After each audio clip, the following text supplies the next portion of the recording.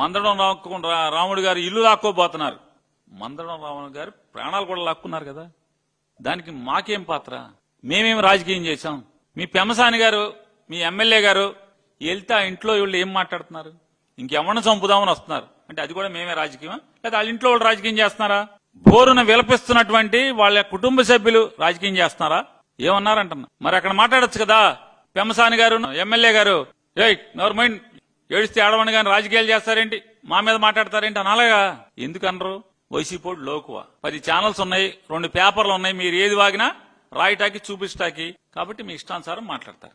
ఇది కాదండి నేను అడుగుతున్న. అమరావతి రైతులు దీని గురించి మీరు ప్రేమ వలకబోస్తున్నారు కదా, ముసలి కన్నీరు కాలుస్తున్నారు కదా.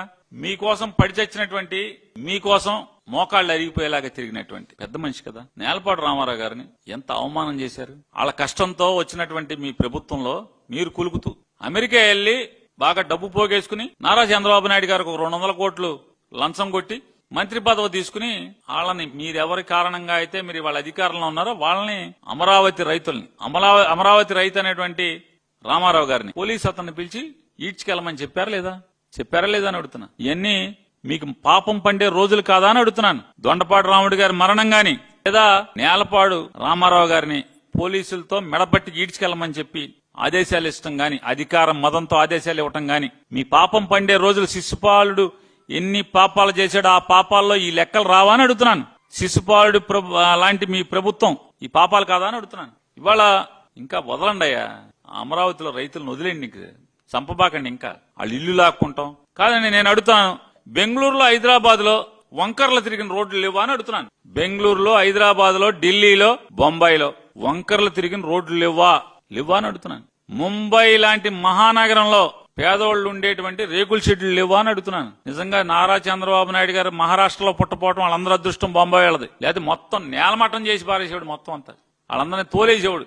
మీకున్న సహజ లక్షణం నైజం. మీకు గిట్టని వారిని మానసికంగా చంపేసి బురదేసి మీకున్నటువంటి ప్రచార మాధ్యాల ద్వారా చెడుగా చిత్రీకరించి వాళ్ళని వాడుకుని వదిలేయటం అనేది, లేకపోతే తోసేయటం అనేది, అవతలను దుర్మార్గులుగా చిత్రీకరించడం అనేది మీకు వెనతో పెట్టిన విజయ్. కాబట్టి జగన్మోహన్ రెడ్డి గారి గురించి రౌడీ అని రకరకాలుగా మాట్లాడతారు. అసలు రౌడీజం చేస్తున్నది ఎవరు ఈ రాష్ట్రంలో? మీరు కాదా? ఈ రాష్ట్రాన్ని సర్వనాశనం చేస్తూ పోలీసు వ్యవస్థని కాకి బట్ట అంటే విలువ లేకుండా చేస్తున్నది ఎవరు? కాకి కరుకంతా కూడా పోయి వాళ్ళ బతుకు జీవుడాన్ని పోలీసులు ఉద్యోగం చేస్తున్నది. వాళ్ళకి ఆ కర్మ పట్టింది పోలీసులకి. మీ వల్ల కాదా అని అడుగుతున్నాను. గాబు పట్టిందని అర్థం అవుతుంది. ఈ గాబు పడతాం అనేది, లేకపోతే దుర్గగుడికి ఎవడన్నా కరెంటు తీయటం పోయే కాలం కాకపోతే ఈ ప్రభుత్వానికి లోక కళ్యాణం కోసం సాక్షాత్కరించినటువంటి అమ్మవారు ఎంత గొప్పగా చెప్పుకుంటారు, ఎంత భక్తిగా కోట్ల మంది పూజిస్తారు. అమ్మవారి గుడి కరెంట్ ఆపటమా? బిల్లు కట్టలేదా? బాలకృష్ణ గారు అల్లుడేమో 18 కోట్లు కట్టపోయినా కరెంటు తీరు. అమ్మవారు 3 కోట్లు కట్టలేదంట. 3 కోట్లు మాఫీ చేస్తే పోయే కాలమా మీ ప్రభుత్వానికి? ఎన్ని మాఫీ చేస్తున్నారు?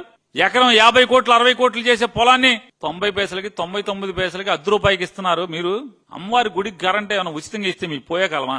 మా హిందూయిజం, మా సనాతనం అంటారు, మెట్లు కడుగుతారు. అంటే ఇవన్నీ పోయే కాలం బుద్ధులు.